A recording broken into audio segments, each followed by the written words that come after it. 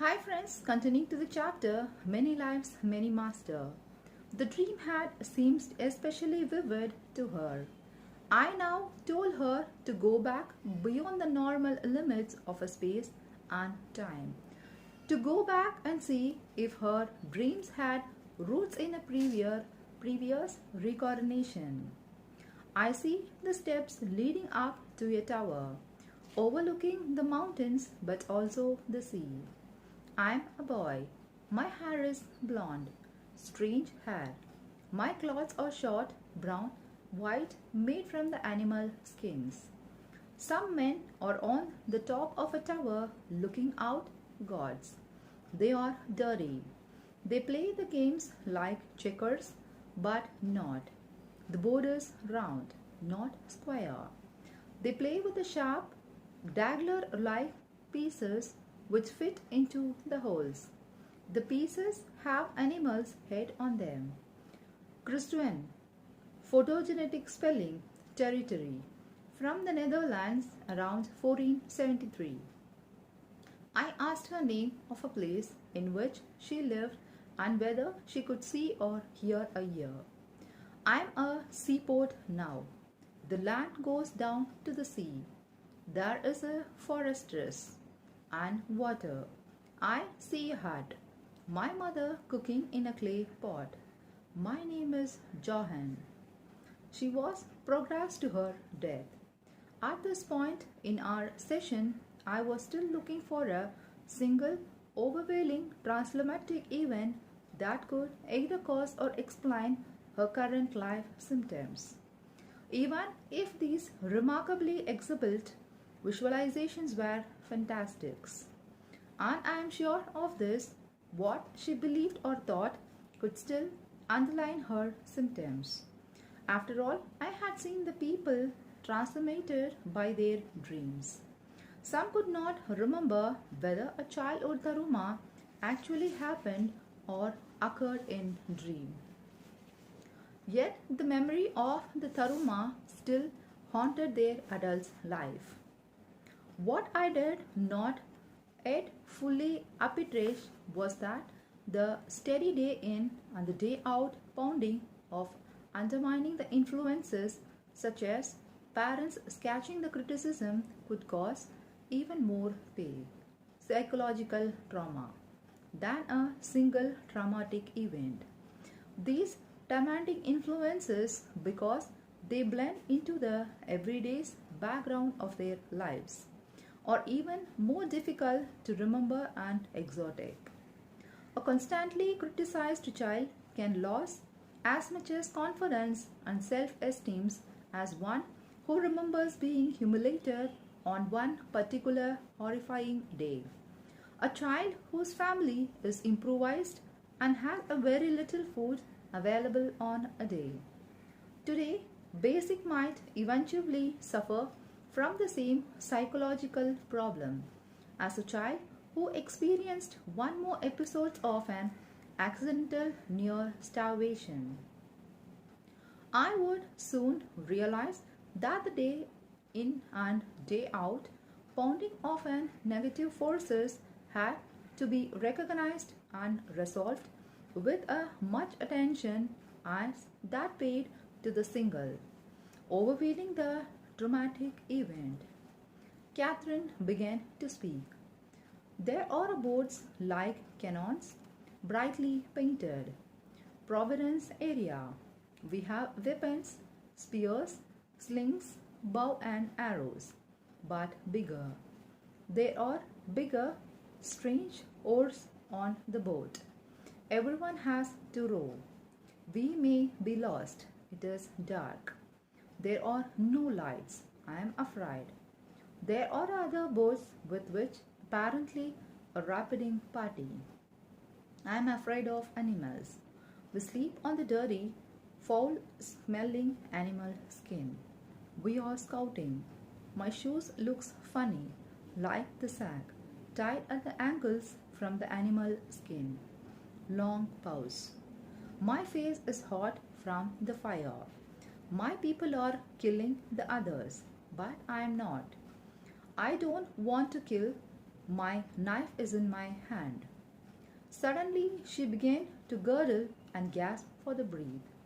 She reported that an enemy fighter had grabbed her from behind around her neck and had slit her throat with his knife. She saw the face of her killer before she died. It was Stuart. He looked different then, but she knew it was he. Johan had died at the age of 21. She next found herself floating above her body, observing the scene below.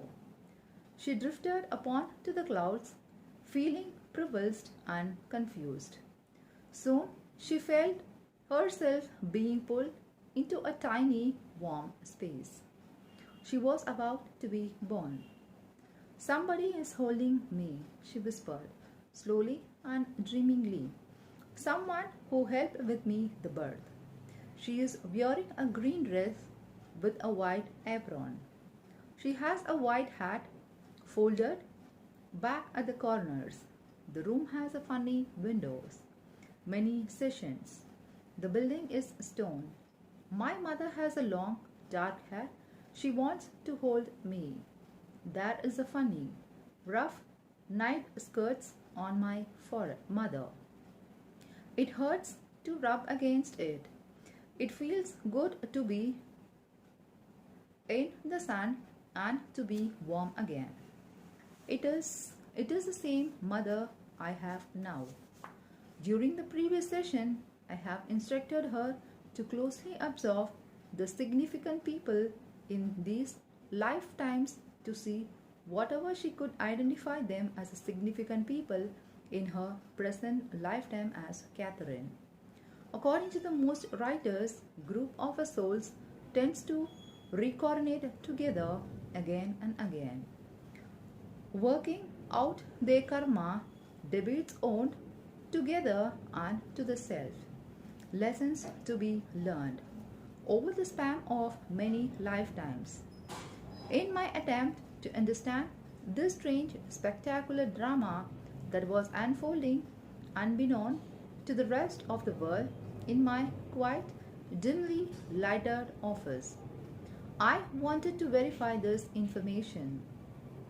I felt the need to apply the scientific method which I had rigorously used over the past 15 years in my research to evaluate this most unusual material emerging from the Catherine lips.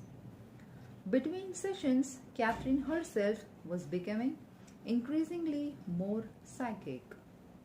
She has intuitions about the people and the event that proved to be true. During the hypnosis, she has begun to anticipate my question before I had a chance to ask them. Many of her dreams had a progenitive or foretelling bent. On one occasion, when her parents came to visit her, her father expressed tremendous doubt about what was happening.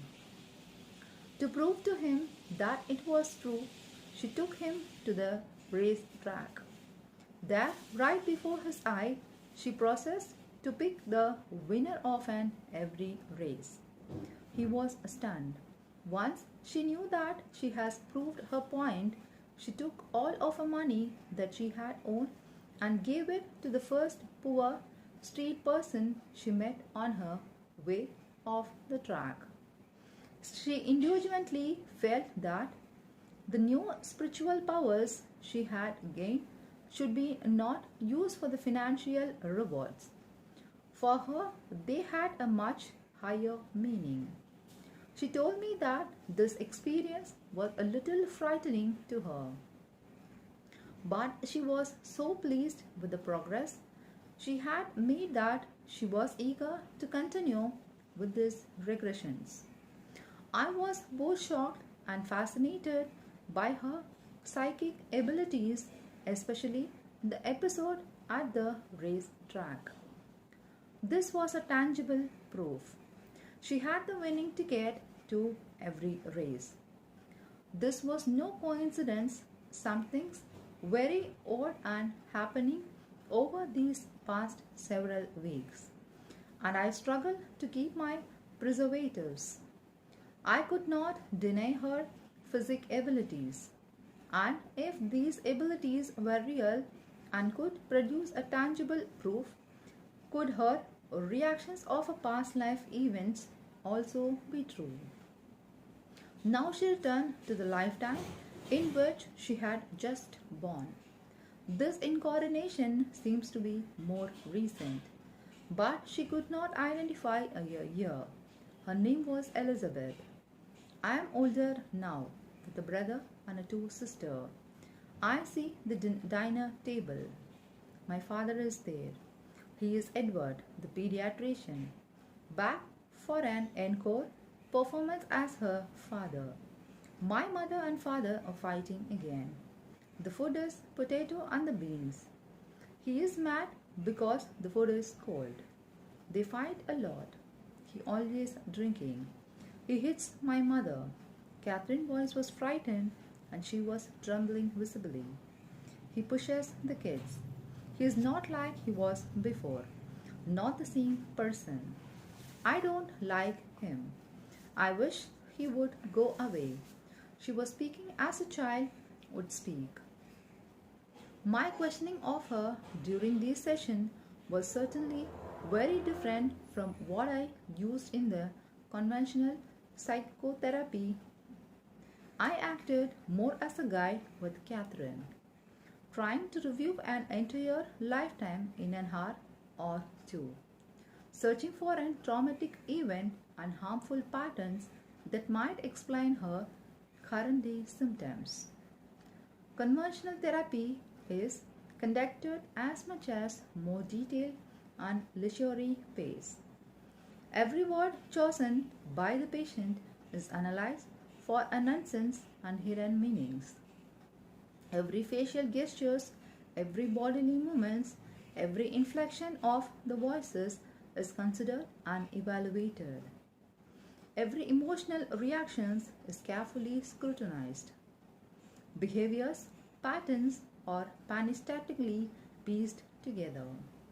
With Catherine, however, ears could whisper in minutes. Catherine's section were like driving the Indy 500 at the full throttle and trying to pick out the faces in the crowd. I returned my attention to the Catherine and asked her to advance in the time. I am married now. Our house has a one big room. My husband has a blonde hair. I don't know him.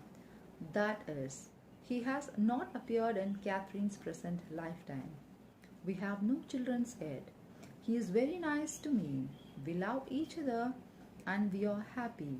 Apparently, she had successfully escaped from the operation in her parental home. I asked if she could identify the area in which she lived. Barrington. Catherine whispered hesitatingly. I see the books with the funny old covers. The big one closes with a strap. It's the Bible. There is a big fancy letters. Jalen language. Here she said that some words I could not identify. Whether they are Gaelic or not, I have no idea. We live inland, not near the sea. Country, Barrington. I see a farm with the pigs and lambs. It is our farm. She had gone ahead in the time. We have two boys. The older one is getting married. I can see the church steeple, a very old stone building. Suddenly, her heart hurt, and Catherine was in a pain, clutching her left temple area. She reported that she had fallen on the steep, but she recovered. She died of an old age in her bed at the home with her family around. She became floated out of her body after her death, but this time she was not released or confused. I am aware of a bright light. It is wonderful. You got energy from the light. She was resting after the death in between the lifetimes. Minutes passed in silence. Suddenly she spoke, but not in the slow whisper she had always used previously. Her voice was now husky and loud, without hesitation. Our task is to learn to become godlike through knowledge. We know so little. You are here to be my teacher. I have so much to learn. By knowledge, we approach God, and then we can rest. Then we came back and helped each others. I was speechless. Here was a lesson from after her death, from the in-between state. What was the source of this material? This did not sound at all like a Catherine. She had never spoken like this, using these words like a phraseology. Even the tone of her voice was totally different. At the moment, I did not realize that although Catherine had uttered the word, she had not oriented the thoughts. She was relaying what was being said to her. She later identified the Master's highly evolved souls not presently in the body as the source.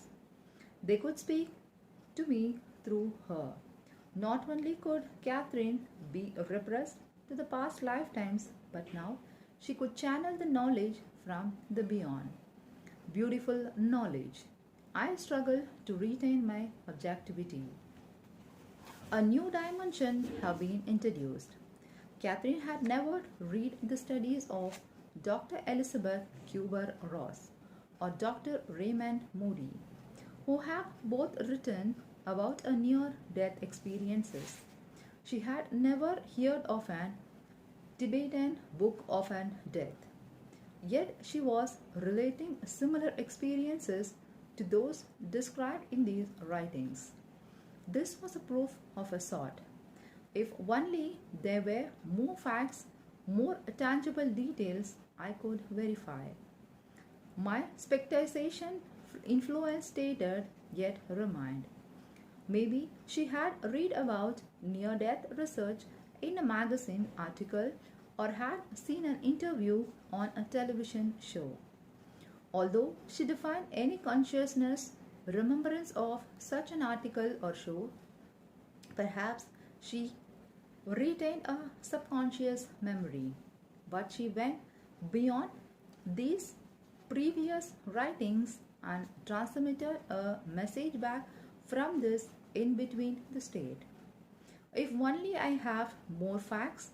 After she awakened, Catherine remembered the details of her past lives as always. However, she could not remember anything that happened after her death as Elizabeth. In the future, she would never remember any details of the in-between states. She could only remember the lifetimes. By knowledge, we approach God. We are on our way. I see a square white house with a sandy road in front. People on the horses are going back and forth.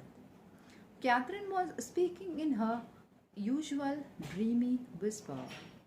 There are trees, a plantation, a big house with a bunch of smaller houses like the slave houses. It is very hot. It is in the South Virginia. She thought the date was 1873. She was a child. There are the horses and a lot of crops, corn, tobacco, and so on. She and the other servants ate in the kitchen of the big house. She was black and her name was Abby. She felt a foreboding and her body tensed. The main house was on the fire and she watched it burn down. I progressed her 15 years in the time to 1888. I'm wearing an old dress, cleaning a mirror on the second floor of that house. A brick house with the windows. With lots of paints, the mirror is wavy, not straight, and it has a knobs on the end. The man who owned the houses is named James Mansion. He has a funny coat with the three buttons and a big black collar. He had a beard. I don't recognize him as someone in the Catherine's present lifetime. He treats me well. I live in a house on the property. I clean the rooms. There is a schoolhouse on the property, but I am not allowed in the school. I make the butter too. Catherine was whispering slowly, using very simple terms and paying a great attention to the details. Over the next 5 minutes, I learned how to make butter. Abby's knowledge of crunching the butter was new to Catherine too. I moved her ahead in the time. I am with somebody, but I don't think we are married. We sleep together, but we don't always live together. I feel okay about him, but nothing special. I don't see any of the children's. There is an apple tree and ducks. Other people are in the distance. I am picking the apples. Something is making my eyes itch. Catherine was grimacing with her eyes closed. It is the smoke. The wind is blowing in that way. The smoke from the burning earth. There is a burning up wooden barrel. She was coughing now. It happens a lot. They are making the inside of a barrels black, tar to the waterproof. After the excitement of the last week session, I was eager to reach the in-between stages again. We have already spent 90 minutes exploring her lifetime as a servant. I had learned about the bedspreads, butter, and the barrels. I was hungry for more spiritual lessons. Forsaking my patience, I advanced her to her death. It's hard to breathe. My chest hurts so much. Catherine was gasping in obvious pain. My heart hurts. It's beating fast. I'm so cold. My body is shaking. Catherine begins to shiver. People are in the room giving me leaves to drink a tea. It smells funny. They are rubbing a liniment on my chest. Fever. But I feel very cold. She quietly died. Floating up to the ceiling, she could see her body in the bed. A small, shivered woman with her 60s. She had just floating, waiting for someone to come and help her. She became aware of a light, feeling herself dark towards it. The light was becoming brighter and more luminous. We waited in the silence as minutes slowly passed. Suddenly, she was in another lifetime, thousands of years before Abby. Catherine was softly whispering, I see lots of garlics hanging in an open room. I can smell. It is believed to kill many evils in the blood and to cleanse the body, but you must take it every day. The garlic is outside too, on the top of a garden. Other herbs are there, figs, dates, and the other herbs. These plants help you. My mother is buying a garlic and the other herbs. Somebody in the house is sick. These are strange roots. Sometimes you just keep them in your mouth or ear or other openings. You just keep them in. I see an old man with a beard. He is one of the helpers in the village. He tells you what to do. There is some type of an plague killing the people. They are not emblaming because they are afraid of the diseases. People are just buried. The people are unhappy about this. They feel the soul cannot pass on this way. Contrary to the Catherine's after-death reports, but so many have died. The cattle are dying too. Water floods. People are sick because of the flood. She apparently just realized this bit of epidemiology. I also have some diseases from the water. It makes your stomach hurt. The diseases is of the bowel and stomach. You lose so much water from the body. I am by the water to bring more back, but that's what is killing us. I bring the water back. I see my mother and brothers. My father has already died. My brothers are very sick. I paused before progressing her in the time. I was fascinated by the way her conception of a death and the afterlife changed so much for the timeline to lifetime. And yet, her experience of the death itself was so uniform, so similar every time. A conscious part of her would leave the body around the moment of a death, floating above and then being drawn to your wonderful, enticing light. The soul automatically passed on. Embalming, burial rituals, or any other procedures after the death had nothing to do with it. It was automatic, no preparations necessary, like walking through a just opened door. The land is barren and dry. I see no mountains around here, just land very flat and dry. One of my brother has died. I am feeling better, but the pain is still there. However, she did not live much longer. I am dying on a pallet with some types of coverings. She was very ill, and no amount of garlic or the other herbs could prevent her death. Soon she was floating above her body, drawn to the familiar light.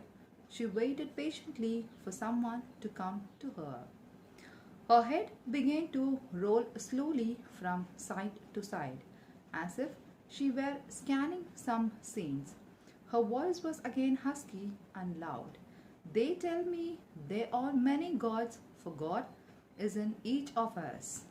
I recognize the voice from the in-between life states by its huskies as well as by the desolately spiritual tone of the message. What she said next left me breathless, pulling the air from my lungs. Your father is here, and your son, who is a small child, your father says you will know him because his name is Avron, and a young daughter is named after him.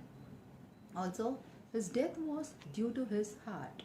Your son's heart was also important, for it was backward, like a chicken's.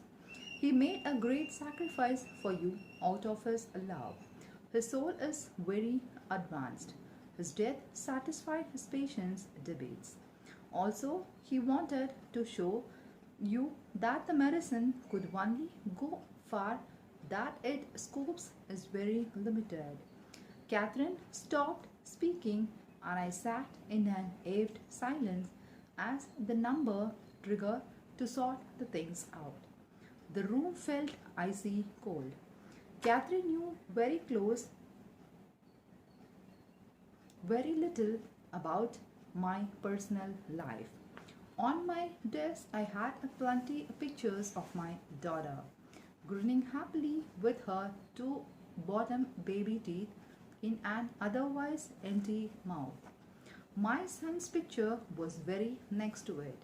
Otherwise, Catherine knew virtually nothing about my family or my personal history. I had been well schooled in non-traditional psychotherapeutic techniques. The therapist was supposed to be a tabula rasa, a blank tablet upon which the patient could project her own feelings, thoughts, and attitudes. Then, these then could be analyzed by the therapist, enlarging the arena of the patient's mind. I had kept this therapeutic distance with Catherine. She really knew me only as a psychiatrist, nothing of my past or my private life. I have never even displayed my diplomas in the office. The greatest strategy in my life have been the unexpected death of our firstborn son, Adam, who was only 23 days old when he died, early in 1971. About 10 days later, after we have brought him home from the hospital, he had developed a respiratory problem and projectile vomiting. The diagnosis was extremely difficult to make. Total anonymous pulmonary veins drained with an arterial septal defect, we were told. It occurs once in approximately every 10 million births. The pulmonary veins, which was supposed to bring the oxygen, aided the blood back to the heart, were incorrectly routed, entering the heart on the wrong side. It was as if his heart were turned around backward. Extremely rare. Heroic open heart surgery could not save Adam, who died several days later. We mourned her more months, our hopes and the dreams dashed. Our son Jordan was born a year later, a grateful balm for our wounds. At the time of Adam's death, I have been wavering about my earlier choice of psychiatrist as a career. I was enjoying my internship in an international medicine and I have been offered a residency position in the medicine. After Adam's death, I firmly decided that I would make an psychiatry my profession. I was angry that the modern medicine, with all of its advanced skill and technology, could not save my son, this simple tiny baby. My father had been in excellent health until he experienced a massive heart attack early in 1979 at the age of 61. He survived the initial attack, but his heart wall has been irrelevantly damaged and he died 3 days later. This was about 9 months before Catherine's first appointment. My father had been a religious man, more ritualistic than the spiritual. His Hebrew name, Avron, suited him better than the English, Alban. 4 months after his death, our daughter, Amy, was born and she was named after him. Here in 1982, in my quiet, darkened office, a defending cassette of hidden secret truth was pouring upon me. I was swimming in a spiritual sea, and I loved the water. My arms were goose flesh. Catherine could not possibly know this information. There was no place even to look it up. My father's Hebrew name that I had a son who died in infancy from a 1 in 10 million heart defect, my brooding about the medicine, my father's death, and my daughter's naming.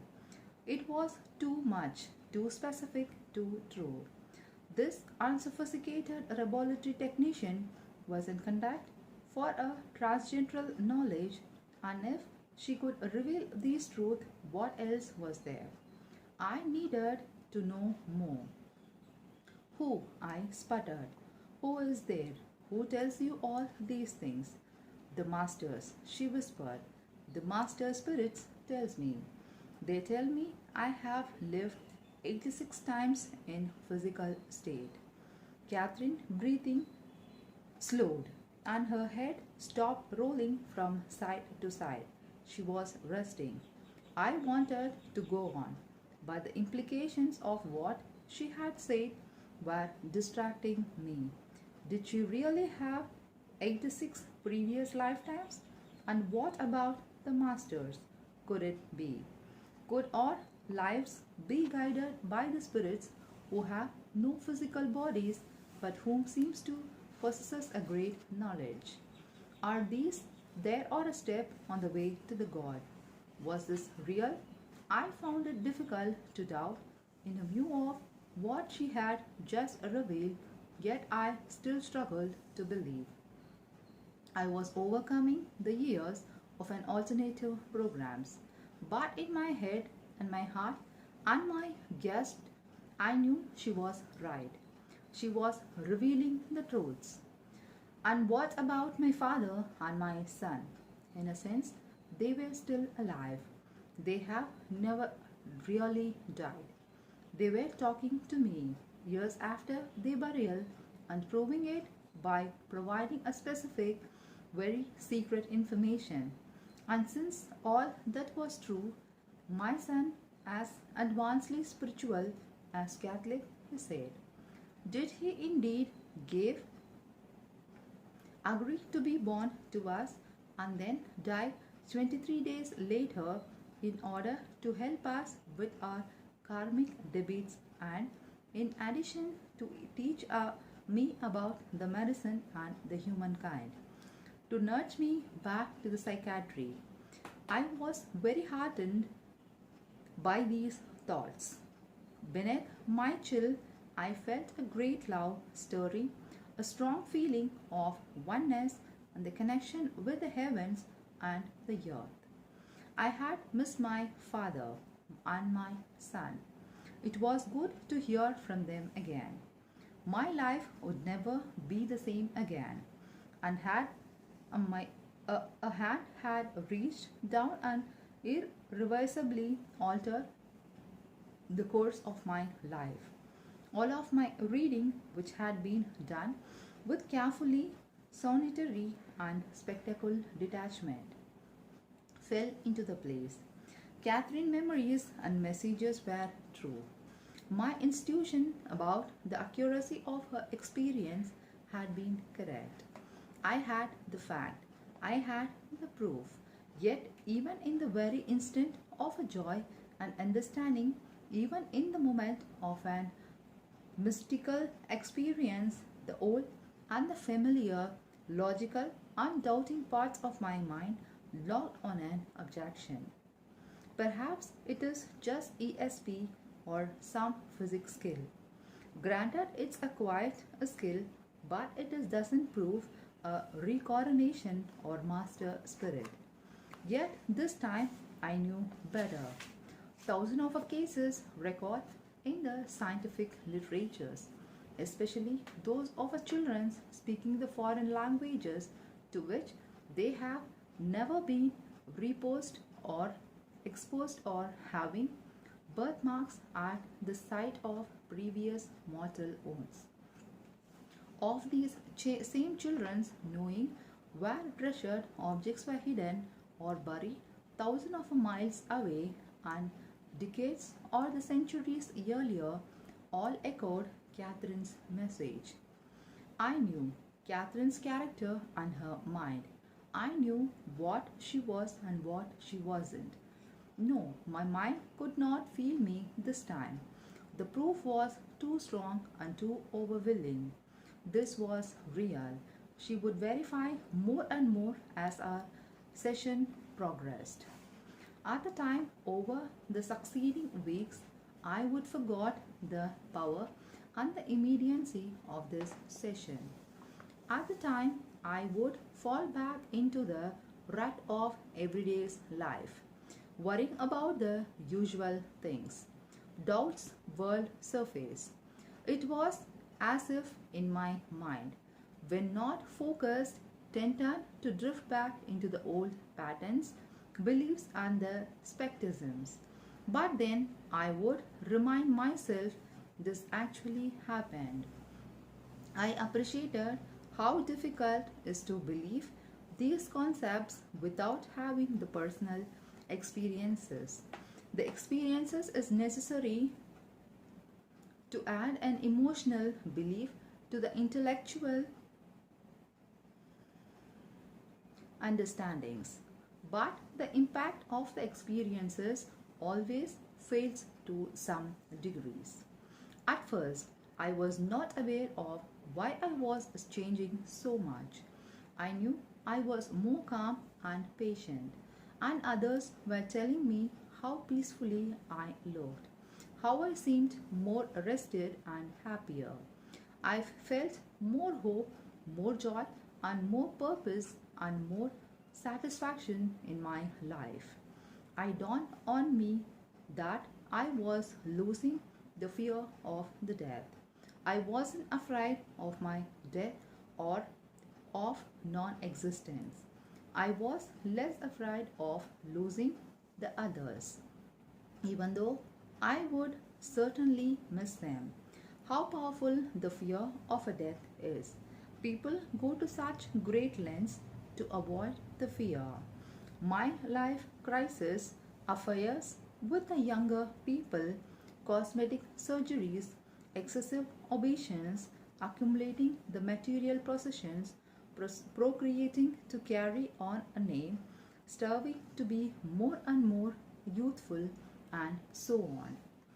We are faithfully concerned with our own deaths, sometimes so much so that we forgot that the real purpose of our lives. I was also becoming less obsessive. I didn't need to be in the control all the time. Although I was trying to become less serious, this transformation was difficult for me. I still had much to learn. My mind was indeed now open to the possibility, even when the probability that Catherine's utters were real. The incredible fact about my father and my son could not be obtained through the unusual scenes.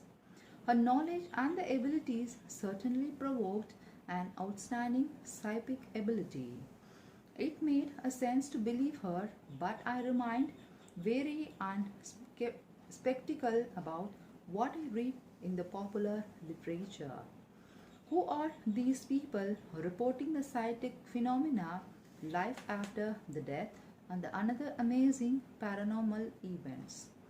And they train in the scientific methods of observation and validations.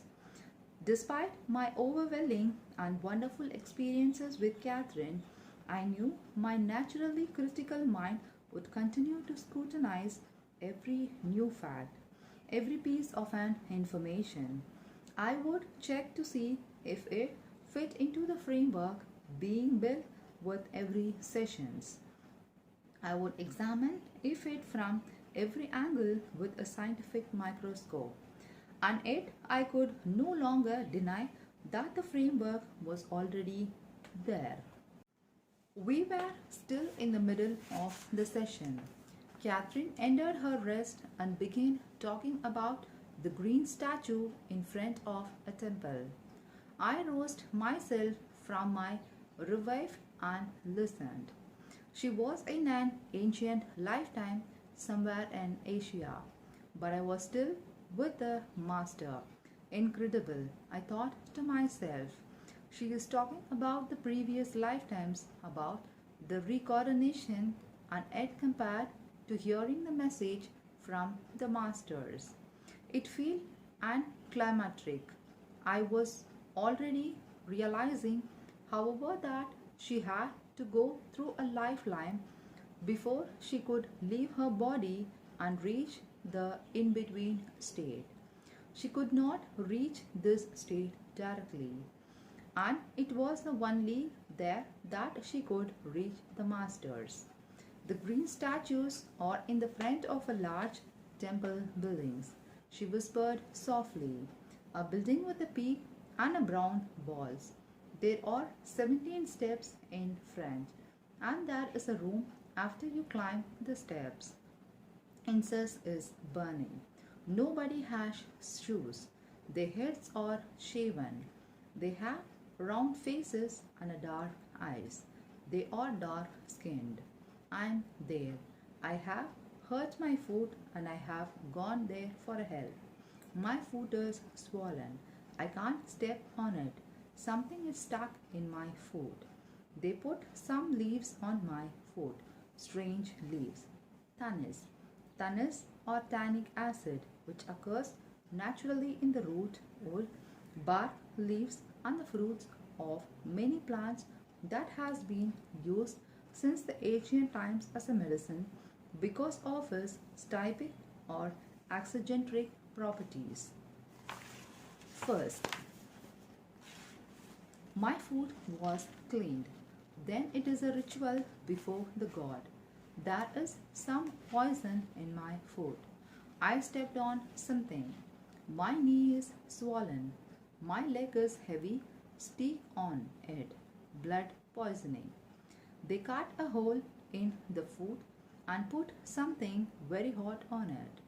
Catherine was now writhing in the pain.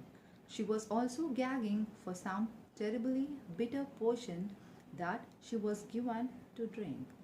The potion was made from an yellow leaves.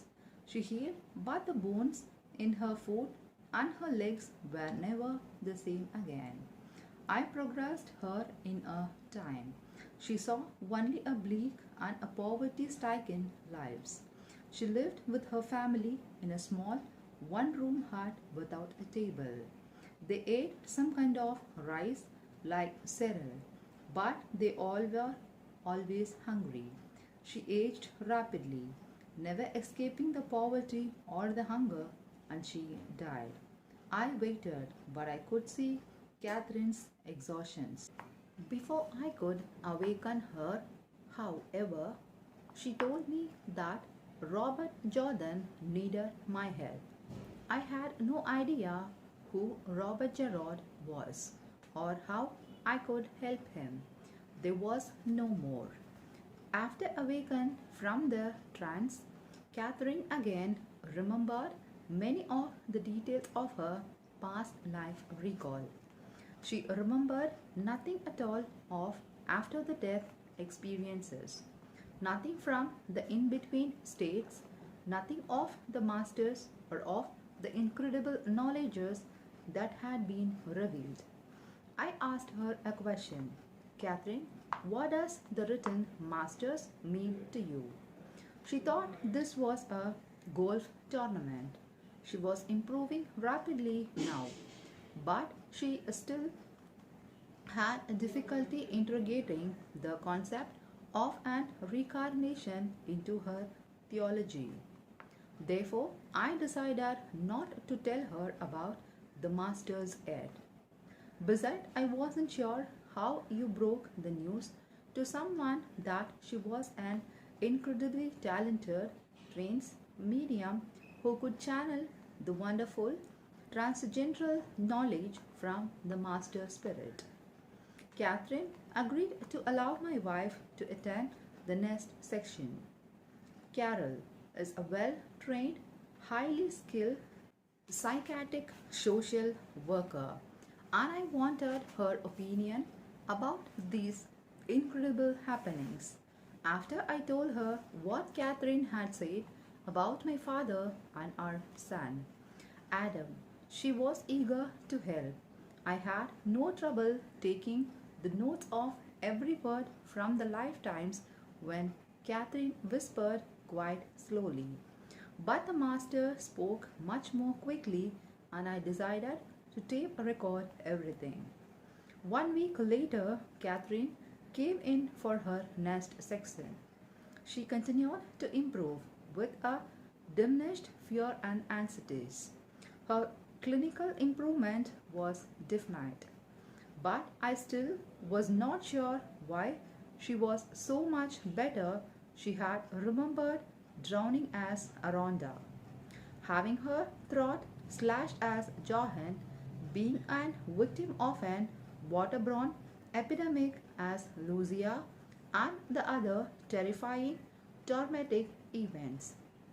She had also experienced or re-experienced lifetimes of poverty and servitude and of abuse within her family.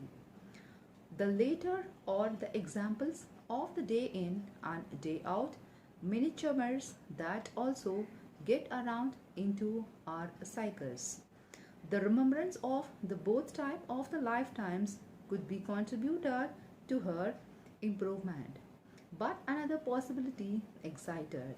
Could the spiritual experience itself be helping? Could the knowledge that is not what is appear to be contribute to a sense of well-being of an demonization of fears? Could the entire process, not just the memories themselves, be a part of the cure?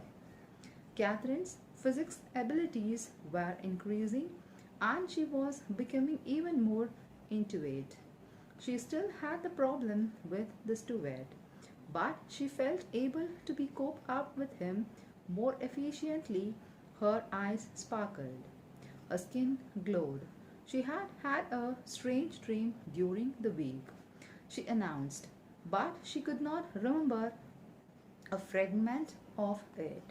She had dreamed that the red fin of a fish was embedded in her hand. She went under quickly and easily, reaching a deep level of an hypothesis within a minute. I see some of the cliffs. I'm standing on the cliffs looking down. I should be looking for the ship. What? That's what I'm supposed on the couch, breathing deeply and eventually to be doing. I'm wearing something blue, a blue type of the pants, short pants with the strange shoes, black shoes, and they buckle. The shoes have buckle, very funny shoes. I see on the horizon that there are no ships. Catherine was whispering softly. I progressed her in the time to the next significant event in her life. We were drinking alley, Stott Alley. It's very dark. The tank gardens are thick. They are old, put together with a metal says.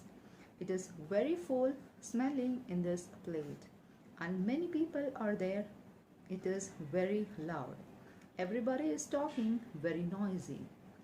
I asked her if she could hear anybody calling her name. Christian. Christian is my name. She was a male again, were just eating some types of a meat and drinking ale. It is dark and very bitter tasting. They put the salt on it. She could not see a ear. They are talking about a war, about the ships blockading some ports. But I can hear where it is. If they would be quiet, we could hear. But everyone's talking and noisy. I asked her what she was. Hampstead. Hampstead, photogenistic spelling. It is a port, a seaport in the Wales. They are talking British. She went ahead in a time to when the Christian was on his ship. I can smell something, something burning. It is terrible smell. Burning wood, but also something else. It burns your nose. Something in the distance is on a fire, some type of a vessel, a sailing vessel. We are loading something with the gunpowder. Catherine became visibly agitated. It's something with a power gun, very black. It sticks to your hand. You have to move fast. The ship has a green flag on it. The flag is dark. It is green and yellow flag. There is some type of a crown with the 3 points on it. Suddenly Catherine grimaced with the pain. She was in agony. Yeah, she grunted. The pain in my hand. The pain in my hand. There is some metal, hot metal in my hand. It's burning me. Oh, oh. I remembered the dream fragment and understood now about the red fin embedded in her hand. I blocked the pain, but she was still moving. The splinters are metals.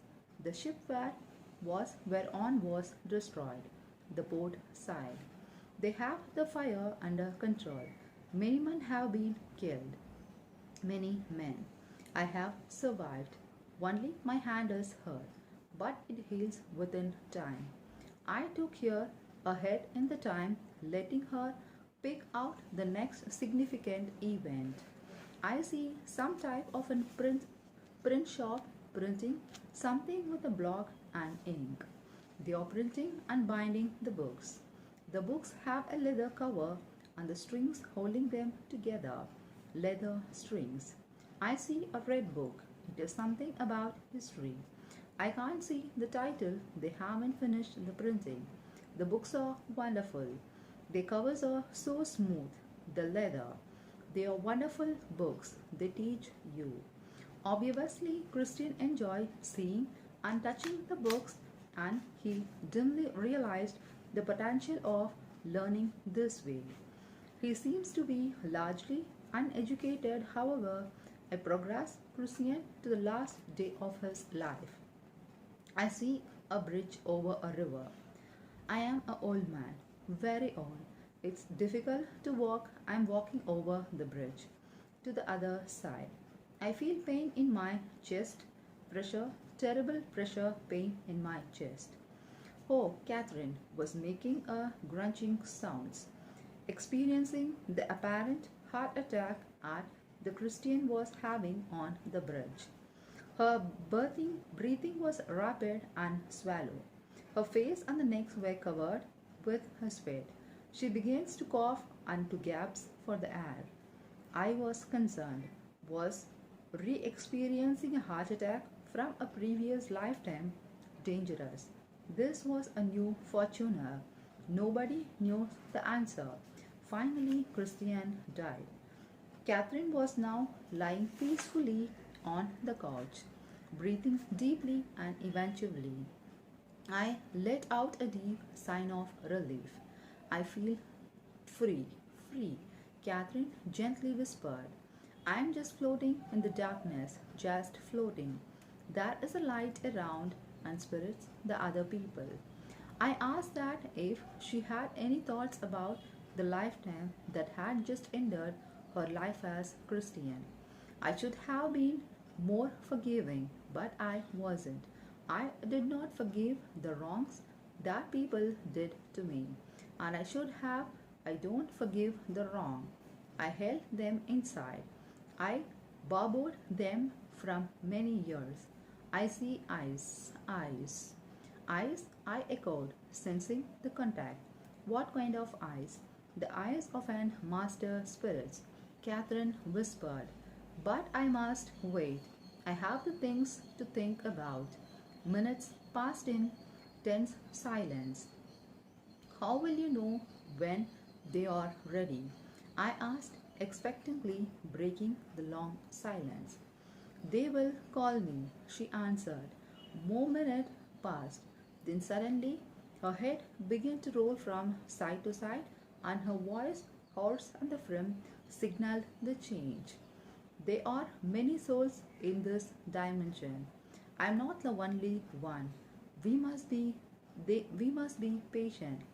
That is something I never learned either. There are many dimensions. I asked her whether she had been here before, whether she had reincarnation many times. I have been to different places at different times. Each one is a level of an higher consciousness. What plan we got to depends upon how far we have progressed. She was silent again. I asked her what lesson she had to learn in order to progress. She answered immediately that we must share our knowledge with other people, that we all have abilities far beyond what we use. Some of us find this out sooner than the others. That you should check your wives before you come to this point. If you do not, you carry them over with you to the another life.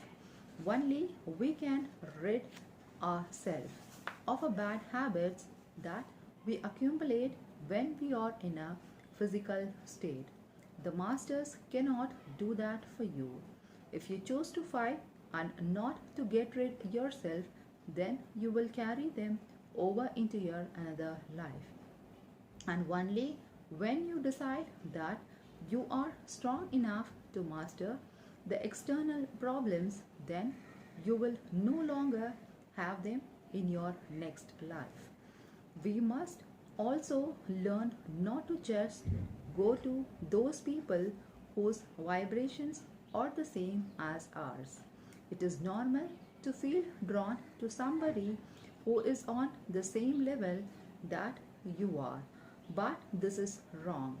You must also go to those people whose vibrations are wrong with yours.